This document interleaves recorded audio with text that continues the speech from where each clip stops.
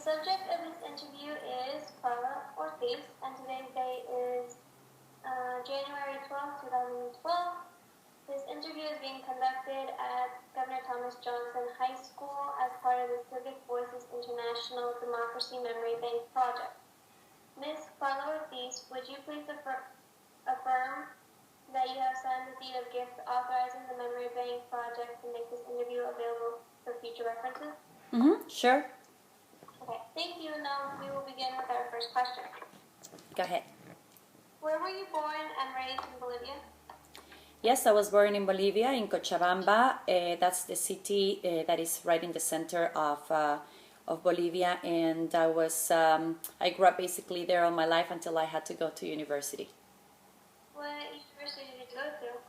I went to Georgetown University in Washington, D.C., and then to Georgia State in Atlanta.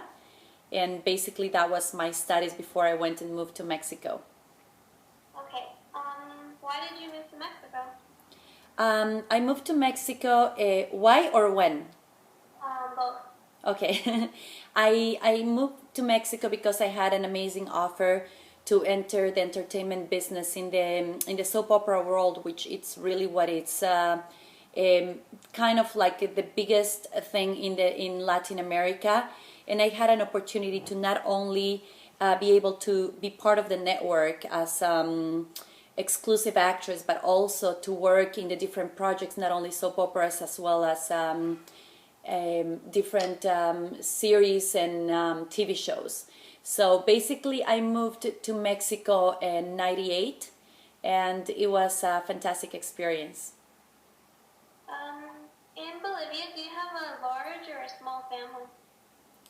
Well, my family is a little bit from all over the place. My parents are the first generation of different immigrants. So our family is actually sort of like small because it's mostly based on my parents, my cousins. So we are I would say a family of close to 20 people, and very, very, very close together. And it's my relationship with my cousins are basically as brothers and sisters. So it's mostly as siblings, and it's a really beautiful beautiful relationship because we are there for each other, because we don't have that many uncles and aunts. Some of my uncles live in Washington, D.C., and family of my grandparents, most of them are in Europe, around Europe. And even though there's some other part of our families, we've never been that close as we are with my immediate family. To which parent were you closer to? To which what? Parent. Both of them. They both been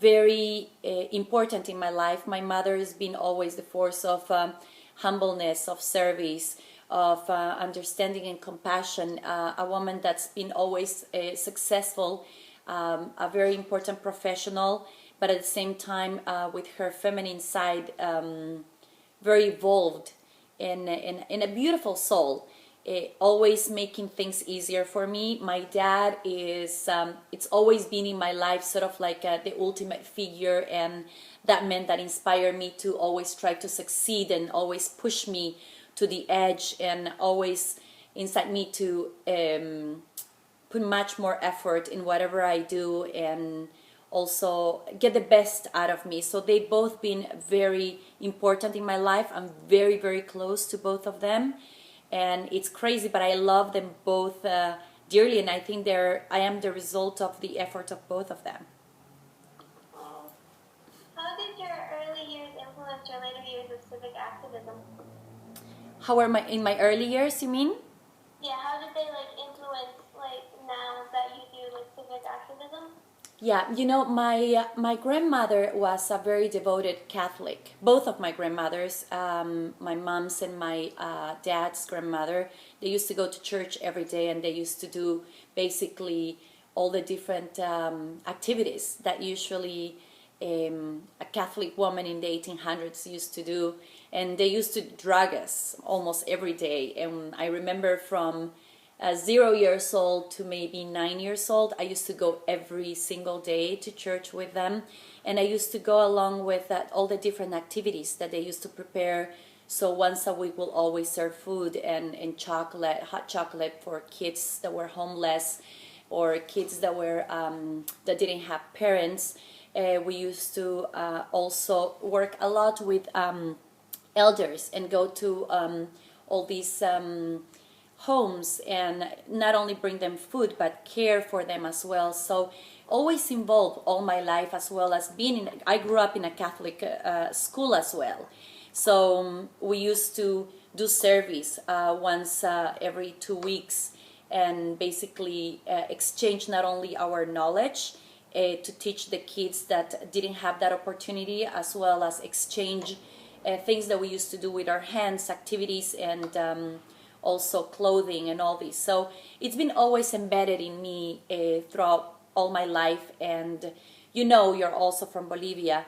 You basically grow up seeing, you come outside your house and sometimes your neighbor is a very poor person, or has a little is the shoemaker, the shoe shiner, and he has a kid, and then you kind of grow up being friends with this person, and then you realize that you grow apart because he continues working with shoe shining and you go to university.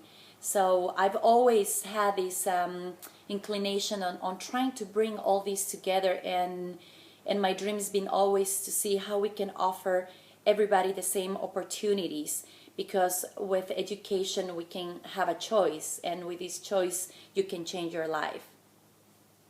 So the people that you helped out, did they encourage you to become a civic activist? Always. I think the more you start walking in your life, and the more you start really opening your life towards the necessities of the planet, of the world, of humanity, it's impossible once you really see the need that people have. It's impossible for you to not take action. And action sometimes is not only about helping them with money or with or even with yourself, but sometimes it's just spreading the word in the world, and also getting people to understand and educate about the existence of these needs. So mostly in my family also, we started taking care of, with my brother and my sister, we created this nonprofit that is called Daniel Oporto. That's the line of my brother's clothing. It's the name of the clothing line of my brother. And 30% of the profits we send it to kids in jail in Bolivia, because as you know, in Bolivia by law, kids, parents that are convicted and that are single parents, they must take their children with them. And as you know as well, education it's sort of like a luxury in Bolivia. So most kids don't have the opportunity to study, but these kids are sent to school. So they're living and they're growing in a very rough environment with a lot of delinquents and people that inside jail. And they're also learning education. So we had our foundation to help them with nutrition as well, with some spiritual and psychological guidance. So that was kind of our thing, to see how we could help them. And then I also when I was traveling and I was doing my different movies around Bolivia, in the Altiplano, in the Andes, I realized that there were a lot of families that had to walk close to 2 hours in order to get some water and they've never seen greens, they've never eaten greens, so they usually dehydrate corn and stuff like that, and this is how they survive. So I realized that there was already a foundation that is called Quaker Bolivia Link, and I joined with them, became their spokesperson, and we built more than 17 green homes for these people. And then you see how this green home affects the whole community, and then you teach them how to build these green homes, and that gives you a lot of happiness. So that was sort of like my second step, involving myself profoundly into, if you call it activism or just social help. And finally, I started with my nonprofit that has to deal with natural disasters. And with the disasters, do you think that the government handles goes well? The problem with the government is that unfortunately they have to be involved with politics.